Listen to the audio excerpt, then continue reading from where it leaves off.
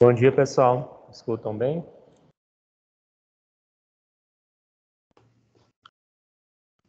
Sim, bom dia, professor.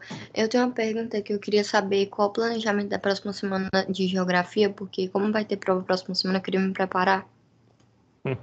Tá bom, meu amigo. Próxima semana nós vamos trabalhar o conteúdo de agricultura. Como é que eu estou pensando de trabalhar esse conteúdo, né? Eu vou entregar para vocês um roteiro. Vocês lembram desse último assunto de cidades que eu fiz um roteirozinho e passei para vocês no final, para vocês saberem o que era de importante de cada capítulo? Vocês lembram disso? Sim, lembro. Só que dessa vez, Lili, eu vou entregar antes. E esse roteiro é que eu vou usar durante as explicações e vocês vão poder fazer anotações nele. O nosso objetivo é não, talvez a gente não vá concluir a agricultura, mas vai andar bem próximo de concluir. Viu? O roteiro ele é bem objetivo, dentro daquilo que é essencial do capítulo. Por isso que eu já gostaria que vocês já fossem lendo, estudando o capítulo seguinte, que é o de agricultura, para na próxima semana ser mais fácil você compreender o conteúdo. Tudo bem? Tá bom, entendi, obrigada. Por nada. Queridos, deixa eu só perguntar aqui algo para vocês. Ontem eu já compartilhei com vocês os slides, tá na plataforma, viu? Ontem eu dei até o link para vocês baixarem, não foi? Se você não tem ainda, você busca lá em materiais de aula, arquivos, hidrografia, né? E aí tem o slide lá dentro, tá? Eu falei para vocês já dessas províncias hidrogeológicas ontem, não foi isso? Mostrei a questão da sedimentar. Isso aqui nós passamos ontem, correto? Mostrei até o site da ABAS, que é a Associação Brasileira de Águas Subterrâneas. Não foi isso? Hein, pessoal? Confirmem, por favor. Foi, professor. Eu Foi acho que eu isso. não. Pronto. Aí eu cheguei a mostrar, explicar isso aqui para vocês: poluição de águas subterrâneas, impermeabilização. Explicou. Pois Só uma pronto. coisa que eu não entendi foi, você pode ir pro slide de cima? Outro, outro. Foi de outra aula, foi da anteontem. Hum. Foi desse aquífero aí. Aqui? É, Uhum. Pois não, o que você não entendeu, querido? eu entendi, eu entendi as imagens e tal, eu não entendi o que é que eu precisava saber disso aí, porque no livro tá muito resumido. E aí tem Pronto. muita informação. É basicamente a diferença de aquífero livre para aquífero confinado. Você entender essa diferença de que o aquífero confinado ele fica entre duas rochas impermeáveis e que o aquífero livre ele fica em contato com a superfície. Você pode inclusive cavar e ele vai minar ali. Então essa diferenciação é importante, saber o que é um aquífero confinado e o que é um aquífero livre. Aí lembrar que no caso do aquífero confinado, se eu cavar um poço, para eu atingir o aquífero confinado, eu tenho que passar por essa camada de rocha impermeável aqui, ó, tá vendo? Então, quando eu passo por essa camada de rocha impermeável, eu vou ter uma pressão hídrica maior, porque como esse aquífero está preso e confinado, ele vai fazer com que a água seja jorrante, é o que a gente chama de poço artesiano. Já o poço da aquífero livre, ele só faz minar no fundo, a pessoa tem que pegar com balde, ou colocar uma bomba para puxar água. Então, basicamente, essa diferenciação que você tem que saber. Tá bom, Lídia? Entendi. Professor, aqueles posts que tem Cristino Castro, acho que é o nome, é desse tipo aí? Sim, né? Os poços jorrantes, não é isso? Perfeito. Tudo bem. Fazia tempo que eu não ouvia falar desses poços jorrantes. Ali até era para ser canalizada aquela água ali, tá se estragando, viu? Não tem nenhum objetivo ali. Então vamos lá aqui, ó. Nós temos, né, um capítulo, deixa eu só abrir aqui para vocês, vamos fazer questões agora. Só que antes de eu fazer as questões, tem um tópicozinho lá no final que fala de mares e oceanos que eu quero discutir com vocês, porque eu não falei nada ainda de mar e de oceano, que é essa parte aqui da página número 28. Angra dos Reis e Ipanema. Né? Qual é a diferença? Existe diferença de mar e de oceano? Né? É isso que nós vamos trabalhar agora. O que é o mar? O que é o mar aberto? O que é o mar fechado? Então vamos lá. Angra dos Reis e Ipanema, Iracema e Itamaracá, Porto Seguro São Vicente, braços abertos sempre a esperar. Olha a expressão interessante para rios, abraços, né? que pode ser também associada à barra, que é cada canal que o rio desenvolve até a foz, quando vai formar um delta, por exemplo. Pois bem, cheguei e quero ficar bem à vontade. Na verdade, eu sou assim, descobridor dos 7 mares. Essa expressão 7 mares, acho que vocês já devem ter lido em algum lugar. Ela é muito comum na literatura. O que significa 7 mares? Vocês saberiam me dizer? Alguém lê para mim, por favor, esse texto aqui, para a gente discutir o que de fato é 7 mares, o que a gente considera mar, o que a gente considera oceano. Alguém pode ler, por favor? Estão assistindo falta do André, então? O André está aqui no presencial. Acabei de dar aula para ele. E aí, quem vai ler para mim? Posso escolher um voluntário? E a Ponira.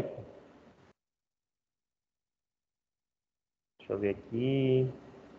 Cadê o Mateusão Rodrigues? E o Henrique? Oi, tio. É Mateusão para nós aí. Começa na canção, é? Isso. Já Ok. perdoou o André? Não, esse traidor safado. Vai lá, por favor. Na canção, fala-se de descobridor dos 7 mares, mas a expressão 7 mares realmente existe? Desde a antiguidade, na literatura grega, que é quando a frase entra na literatura ocidental, os 7 mares eram Egeu, Adriático, Mediterrâneo, Negro, Vermelho, Cáspio e o Golfo Pérsico, que era considerado um mar. Posteriormente, na literatura europeia medieval, a frase se referia aos mares do Norte, Báltico, Atlântico, Mediterrâneo, Negro, Vermelho e da Arábia. Depois que os europeus descobriram as Américas, o conceito dos 7 mares mudou novamente. Os navegantes então se referiam aos 7 mares como Ártico, Atlântico, Indiano, Pacífico, Mediterrâneo, Caribe e Golfo do México. Atualmente, poucas pessoas usam essa expressão, mas você pode dizer que os 7 mares modernos incluem os oceanos Ártico, Atlântico Norte, Atlântico Sul, Pacífico Norte, Pacífico Sul, Índico e Antártico. Vocês estão Continua? vendo? Pronto. Você vê que não é uma tarefa fácil, né? Você definir o que é 7 mares, porque vai depender do contexto histórico. Ó. Até a Idade Média, o mundo conhecido, a gente estudou isso lá em cartografia, na evolução do pensamento geográfico e cartográfico, aquele texto que eu entreguei para vocês, só tínhamos 3 continentes conhecidos até a Idade Média, né? Quais eram os continentes que nós tínhamos? Toda a cartografia da Idade Média se baseava nesses 3 continentes. Quais eram? Europa, Ásia e África. Isso. Então, os 7 mares, se você observar, a priori, né, se referiam a essa região, Egeu, Adriático, Mediterrâneo, Negro, Vermelho, Cáspio, Golfo Pérsico. Quando você descobre a América, aí já passa a ter o Golfo do México, o Atlântico e assim por diante. Então, assim, não é uma expressão simples, né? Modernamente, você poderia se referir ao Oceano, né, Glacial Ártico, Atlântico Norte, Atlântico Sul, Atlântico, né, Pacífico Sul, Índico Antártico e Pacífico Norte, né?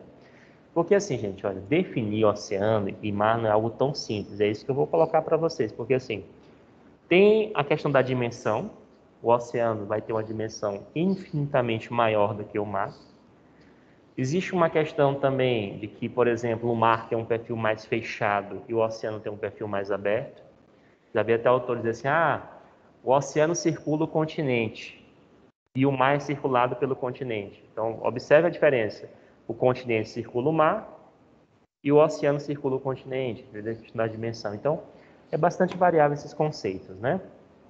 Continuando a leitura aqui, quem vai fazer, por favor? Ajudar o Matheus. Uma das meninas agora, vamos lá? Cadê a Amanda, a Ana Luísa, a Ananda?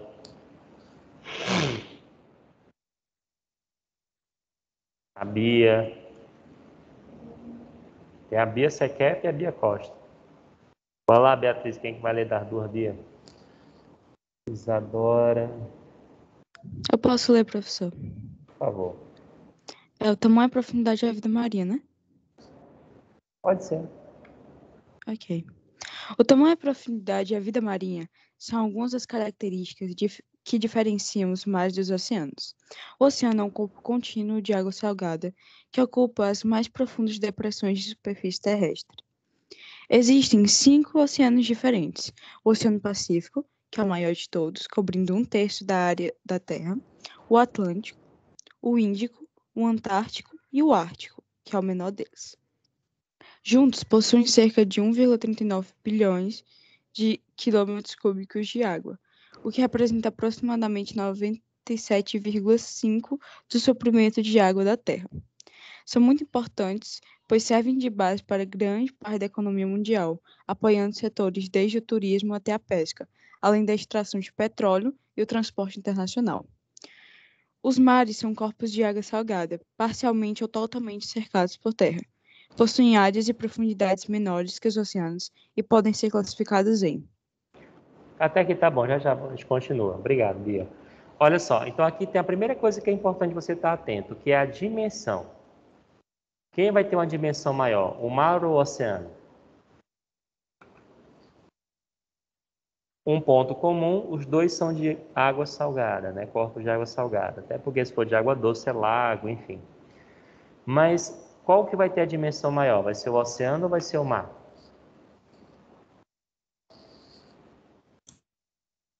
O oceano, né?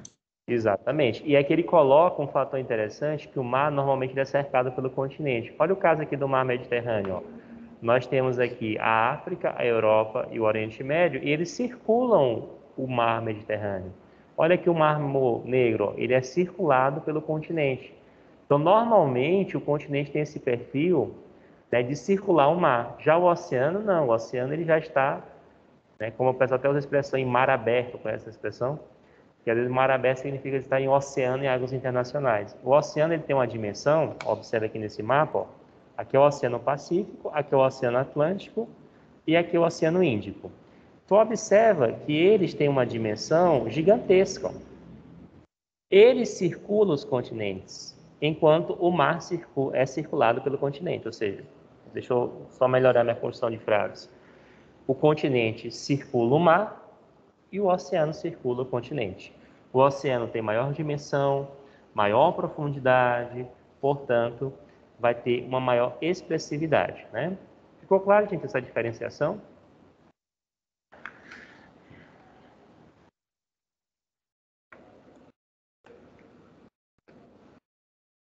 E esse livro ele está atualizado, ó, porque recentemente eu li uma matéria, né, que antigamente nós tínhamos os oceanos, o glacial ártico, o Atlântico, o Pacífico, o Índico, certo? E esqueci de algum? Não, né? Então, o que alguns autores acreditavam? Se você observar no mapa aqui, nesse pequenininho, ó, alguns acreditavam que esse oceano aqui, ele era uma continuação ou do Índico, ou do Atlântico, ou do Pacífico. Então, eles não separavam o Oceano Glacial Antártico.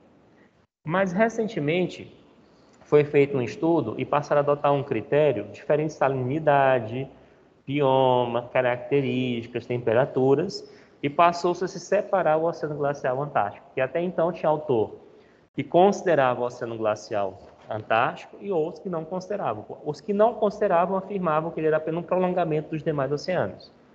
Só que hoje, né, nós não mais, pelo menos alguns mais recentemente, têm aceitado essa ideia de que o Antártico, por ter características biológicas e naturais diferentes, climáticas e tudo, devem ser separados, tá bom?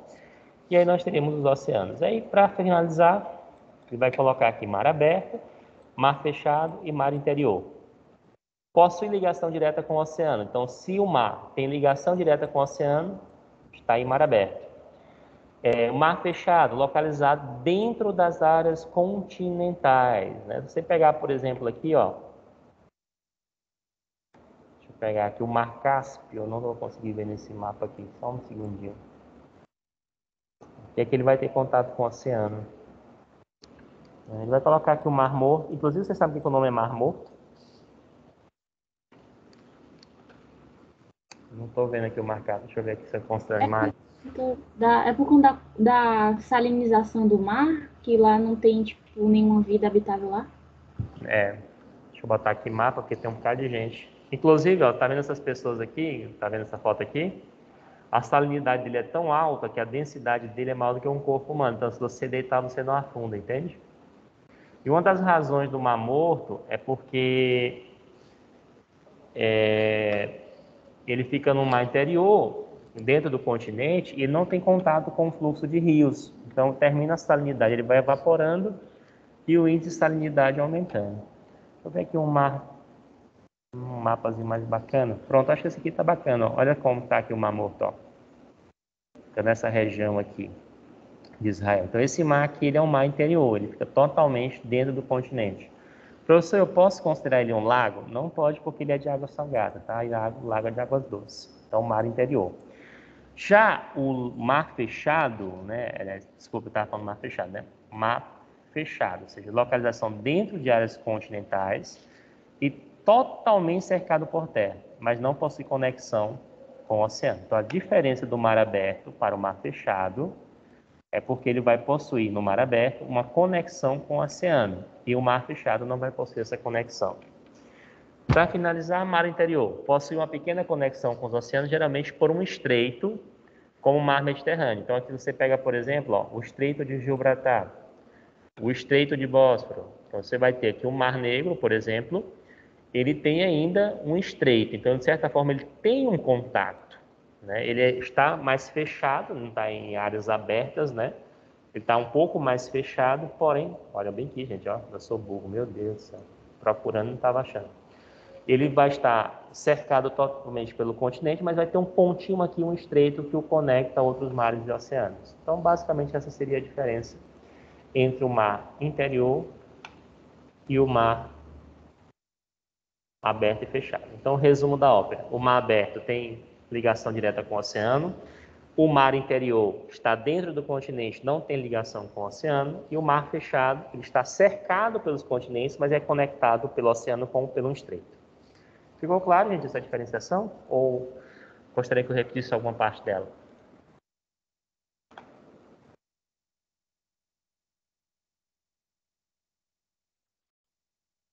Tá de boa?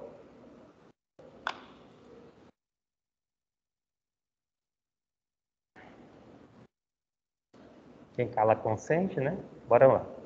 Alguma questão que vocês queiram que eu fizesse, né? Gostariam que eu fizesse? Vamos fazer questões agora, né? Para encerrar esse conteúdo. Próxima semana começar outro.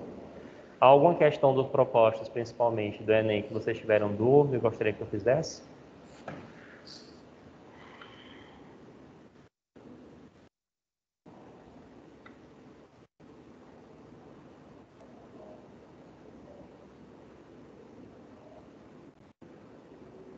O senhor podia fazer a questão 14 da página 34? Sim, já estou nela, por sinal, E né? a sexta questão do Enem. Tá bom. Vamos começar pela 14. Você pode ler para mim, por favor? Considerando a disponibilidade de água no território brasileiro, pode-se concluir que o mapa apresenta um quadro sobre, letra a escassez hídrica, que é menor, onde a oferta de água é realizada por rios intermitentes, letra B, a segurança hídrica, que é maior nas bacias, onde a perenidade dos rios é constante, letra C, o potencial hídrico, que é maior na área meridional sob influência da evapotranspiração, letra D, o estresse hídrico, que é maior nas regiões onde a densidade demográfica é alta. Letra E, a crise hídrica, que é menor na parcela oriental, onde a oferta de água é abundante. E aí, o que vocês marcariam?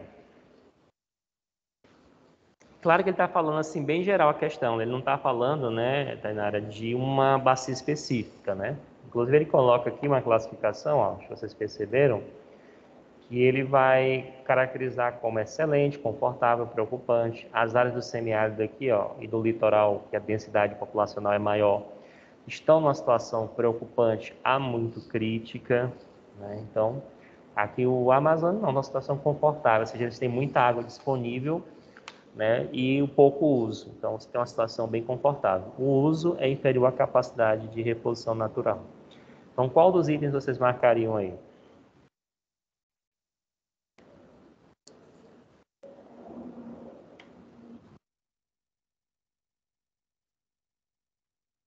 A escassez hídrica é menor em áreas que o rio é intermitente? Não, porque aí ia ter mais oferta de água. Eu iria de D. Então ele bota assim, a escassez hídrica que é menor onde a oferta de água é realizada. A escassez hídrica ela vai ser maior quando você tem rios intermitentes, porque eles vão secar parte do ano, entendeu?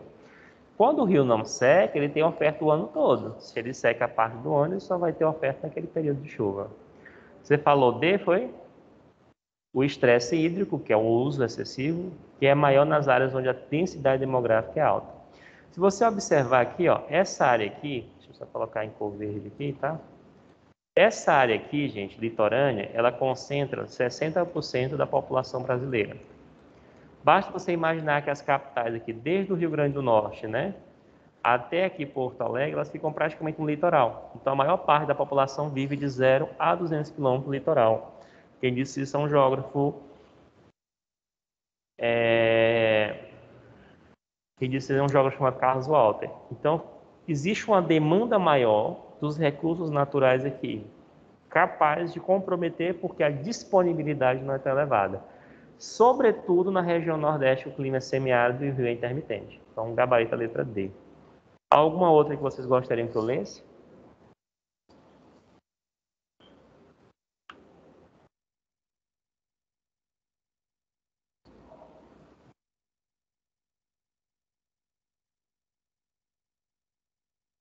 Professor, o senhor poderia repetir o que seria esse estresse hídrico? Uso excessivo sobre a água. Entendeu? O estresse hídrico é causado quando você tem uma demanda muito alta sobre um pouco recurso hídrico. Você tem uma oferta Entendi. pequena e tem uma demanda muito elevada. Isso gera estresse hídrico. É o que ele coloca Entendi. excelente. Isso. O que é o excelente? Ao contrário do estresse. É quando você tem uma demanda menor do que a oferta.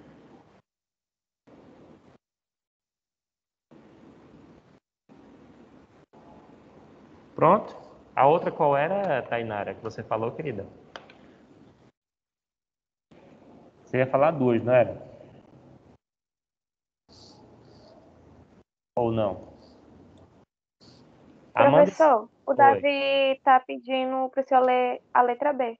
Ah, letra B. Tá bom. Porque eu estou na página compartilhada, não tinha visto. A segurança hídrica. Olha só. Segurança hídrica é o contrário de estresse hídrico. Quem tem segurança hídrica? Quando está numa situação confortável, ou seja, que a oferta de água é superior ao uso que nós fazemos, que a natureza consegue repor numa velocidade maior. Gente, você tem sempre que estar atento, ó, uso e reposição. Vou botar aqui, reposição e uso. Cor vermelhinha. Se a reposição natural, chuva, degelo, é maior do que o uso, a situação é de estresse ou de conforto? Se a natureza repõe a água ali dos rios, do aquífero, maior, uma velocidade maior do que o uso, isso é uma situação de conforto, de segurança hídrica ou de estresse hídrico? Segurança. Segurança. Agora, se a reposição natural é inferior ao uso, isso aqui gera o quê? Estresse. Perfeito.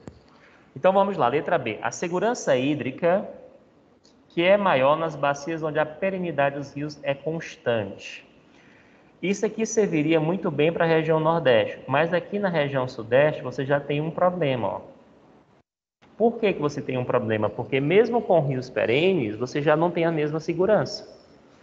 Ser um rio intermitente contribui para o déficit hídrico. Ser um rio perene contribui para a segurança hídrica da vida. Porém, se a população for muito grande, você vai gerar um estresse hídrico, porque mesmo o rio perene vai ser largamente utilizado. Entendeu? A oferta vai ser maior, porque o rio logicamente é perene, porém o uso vai ser excessivo sobre o meio.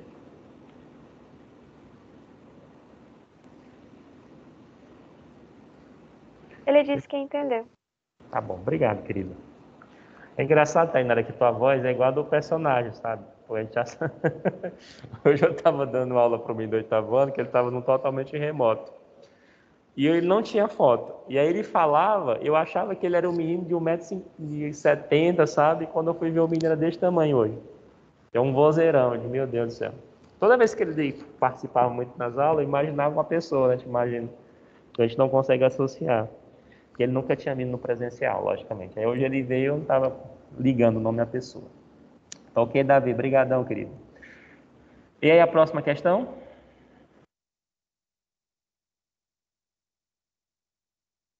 Deixa eu olhar aqui o chat que vocês estão com preguiça de falar hoje. E aí? Eu pediria 16. É 16 do proposto, é? Até porque o Enem não tem 16. Só pode ser do proposto, né? Deixa eu aumentar aqui. Leia, Matheusão, para nós, por favor. Ok. Considero o depoimento apresentado a seguir. Trancado todas as vazeiras pelo modo de prata. Eu não vou conseguir dar esse negócio, não, mas vamos lá. Com água colocada por uma bomba. Então aí essa geração de pescador se acabou por completa. Tá o Baixo São Francisco, agora tá com 5 meses que fizemos uma reunião com o chefe da Codivasf. E ele disse que os pescadores aparecessem lá para arrumar um pedacinho de terra que enchente do rio nunca mais. O tema abordado refere-se a... Aí você está vendo que é uma pessoa que não tem estudo, né? Uma pessoa que vive na várzea do rio, provavelmente depende do rio para caça, para pesca, né? Então, assim, ele é uma pessoa simples, né? Você observar, trancaro, pratar, arroz com água. A escrita em si evidencia uma pessoa realmente que tem uma grande dificuldade. E ele está falando aqui do Baixo São Francisco, ou seja, o Rio São Francisco, gente, a foz dele é aqui, ó. A foz do Rio São Francisco. Então, uma área que está aqui no Nordeste, é um nordestino, é um cara que vai estar aqui perto do sertão, né? Então, o tema abordado refere-se, letra A questão da propriedade no Vale do Rio São Francisco, caracterizada pela disputa das áreas de várzea, onde se encontram as melhores solos para plantio da cana-de-açúcar. Letra B, as transformações econômicas e sociais provocadas pelas intervenções governamentais no Vale do São Francisco e seus impactos sobre as populações ribeirinhas. Letra C, a transformações das vazes do Rio São Francisco em áreas de preservação ambiental, impedindo sua utilização para a pesca e para as culturas de subsistências como arroz. Letra D, ao rebaixamento da profundidade do Rio São Francisco em sua foz, em decorrência do represamento de seus rios tributários e as consequências para a pesca. Letra E, ao fim dos constantes estragos provocados pelas enchentes periódicas do Rio São Francisco nas comunidades ribeirinhas, através da regularização de seu regime pelas usinas hidrelétricas. E aí, meus amores?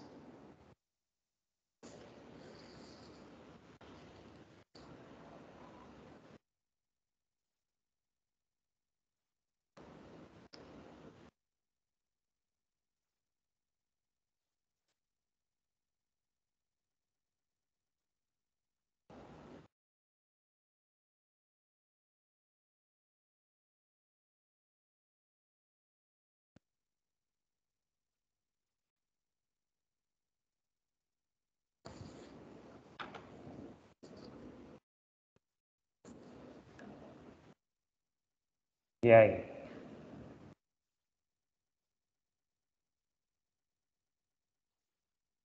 Eu fiquei entre B e C nessa. B e C?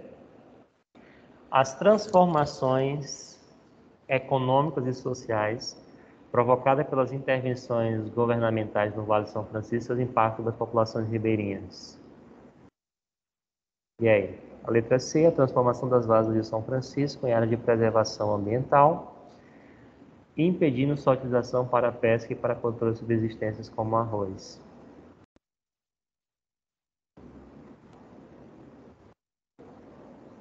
O gabarito diz o quê? O gabarito diz que é C. Pois é, tá estranho. Eu acho que eu fiz essa questão no terceiro ano. Realmente, porque assim, o que que eu vejo de questionamento com a C, que eu, né, poderia encaminhar uma área de preservação ambiental, ó, porque ele coloca aqui, ó, trancaram as vases para plantar arroz, com água colocada por uma bomba, então lá. Então aqui você tem uma irrigação para o cultivo de arroz. Então, se fosse uma área de preservação ambiental, ela ia ser conservada. E não, o que houve aqui foi que os caras chegaram lá, irrigaram para plantar arroz e os pescadores que, né, se virem. E aí depois gerou-se uma confusão. A Condevasp, né, que é a companhia lá do Vale do São Francisco, para tentar amenizar o problema, disse, não, vamos dar a terra para vocês cultivarem e praticar agricultura de subsistência. Olha, se eu vou dar a terra para cultivar, se eu irrigo para plantar, é uma área de preservação ambiental, como a letra C diz? Já a letra B, realmente, Matheus, ela se encaminha para a correta, porque ó, transformações econômicas e sociais, por intervenções governamentais, logicamente, e seus impactos, né, sobre as populações ribeirinhas. Eu acho que isso aqui já seria mais interessante, né? Para a letra B mesmo.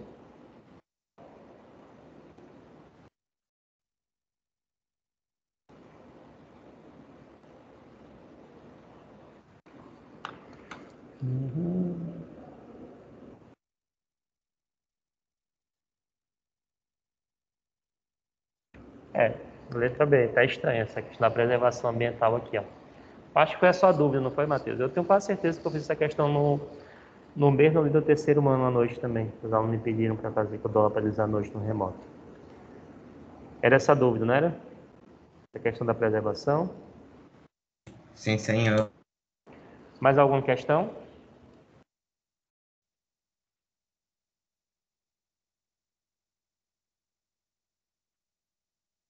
E é interessante que o documento, eu estava vendo aqui, né? Ele se chama Programa de Pesquisa e Conservação de Áreas Úmidas no Brasil, adaptação às vagas ameaçadas. Mas o texto não fala de conservação.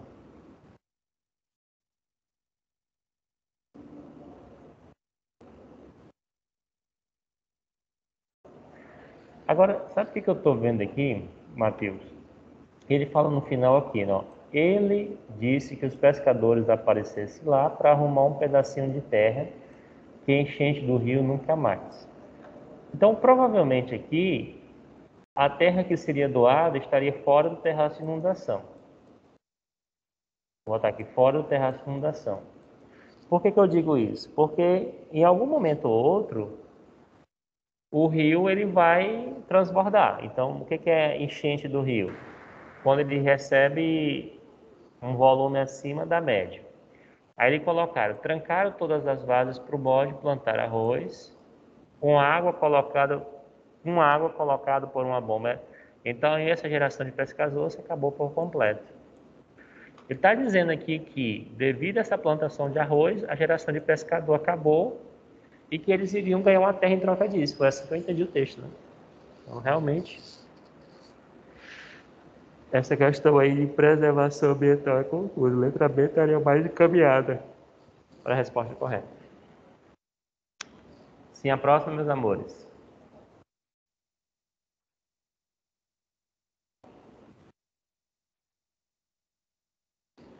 Tem uma do Enem, não tem, que me pediram? Foi você, Tainara, foi? Não lembro agora. A sexta questão.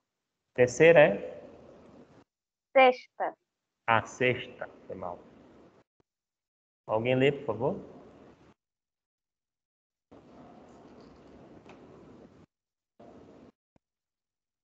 Peraí, só baixar aqui. Pronto. Por favor, alguém lê?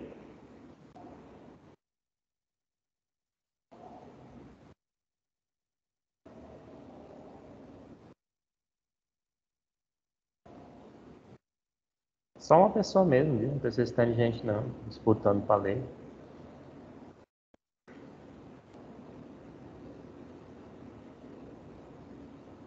Eu leio. As modificações naturais e artificiais na cobertura vegetal das bacias hidrográficas influenciam seu comportamento hidrológico. A alteração da superfície da bacia tem impactos significativos sobre o escoamento. Esse impacto normalmente é caracterizado quanto ao efeito que provoca no comportamento das enchentes, nas vazões mínimas e na vazão média. Ao analisar 3 rios com coberturas vegetais distintas, agrícola, floresta regenerada e floresta natural, de uma mesma bacia hidrográfica, após uma mesma precipitação, conclui-se que a vegetação é fundamental no comportamento da vazão dos rios, uma vez que letra A, cobertura mais densa no ambiente agrícola proporciona um menor pico de vazão. Letra B, cobertura mais espaçada na floresta natural ocasiona um maior pico de vazão. Letra C, floresta regenerada por possuir mais densidade de biomassa possui o menor pico de vazão. Letra D, vegetação agrícola proporciona o mais demorado e o segundo maior pico de vazão. Letra E, vegetação de floresta natural possui o menor pico de vazão. Obrigado, querida. E aí, o que vocês marcariam? Você colocou 3 rios, né? Primeiro, ó, 3 coberturas vegetais, né, nos rios. A primeira é uma agrícola, então aqui tem um desmatamento e foi plantado algo. Aqui nós temos uma vegetação secundária, né, ou seja, houve a substituição pela vegetação original. E nós temos a 3 aqui com uma vegetação natural, que ela não foi tocada.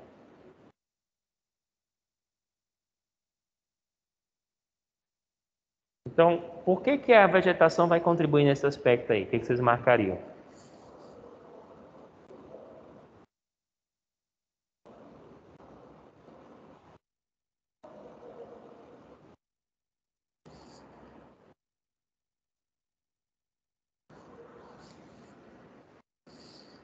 Davi colocou letra E, João disse letra B, né?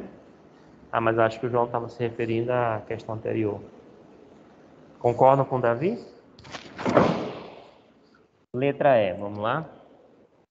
Vegetação de floresta natural possui menor pico de vazão. Porque se ele tem uma vegetação natural, é provável então que o rio ele sofra vários bloqueios, né? E esse bloqueio, né, a raiz de planta, caules, né, galhos, impactam. Se, por exemplo, a vegetação for no estilo da Amazônia, por exemplo, que tem espécies dentro do rio, você vai ter um pico menor de vazão porque elas vão formar um certo bloqueio, né? E também tem um detalhe importante, gente. Uma área natural, uma vegetação natural, quando a água da chuva cai, ela não cai diretamente no solo.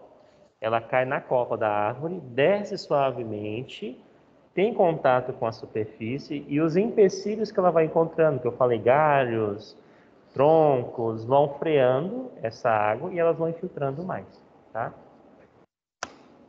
Qual vocês ficaram com dúvida aí, além da letra A? Essa aqui é a resposta correta. Vamos lá para a letra A. Cobertura mais densa no ambiente agrícola. A cobertura é mais densa no ambiente agrícola, gente? O que você precisa fazer para plantar? Desmatar, né? Cobertura mais espaçada seria na agrícola, né? E não na floresta natural. A floresta natural ela tende a ter uma densidade muito maior. Floresta regenerada, por possuir mais densidade de biomassa, possui um menor pico de vazão. A floresta natural ela tem um pico de vazão menor do que uma floresta regenerada. Vegetação, porque a vegetação natural ela tem as espécies no bioma, no ecossistema ali, que pode ser desde a espécie mais tensa, epífitas, trepadeiras, as ombrófilas que se desenvolvem nas sombras. Quando você faz um reflorestamento, normalmente você opta por florestas com espécies mais altas e você não cria a mesma densidade que você criaria numa vegetação natural. Vegetação agrícola proporciona o mais demorado e o segundo maior pico de vazão. Na verdade, aqui é o maior pico de vazão, porque na vegetação agrícola você desmatou bastante, tem mais velocidade. Ok? Você entendeu, Tainara? Você tinha marcado qual? Entendi. Você entendeu? Eu estava na dúvida entre a C e E. É porque realmente a floresta regenerada, quando você vai fazer uma vegetação secundária, você planta as espécies arbóreas, mas você não tem aquelas mesmas espécies que surgiriam das sombras, num bioma natural. É basicamente o seguinte, eu vou plantar aqui uma floresta, mas eu não vou ter aquela mesma densidade que a Amazônia possui. Para ela ter aquela mesma densidade, você tem que permitir que ela cresça naturalmente. Que aí vai crescendo e vai desenvolvendo as espécies. Desde epífitas e trepadeiras, que ficam na parte mais alta da vegetação, que a gente chama de dossel, até aquelas que ficam na submata, muito próximo ao solo. Tá bom? Entendi, obrigada. Meus amores, um bom final de semana para vocês, tá? Próxima semana a gente começa a agricultura, mas não impede que você possa tirar dúvidas sobre esse conteúdo ainda, tá bom? Um abraço, boa semana.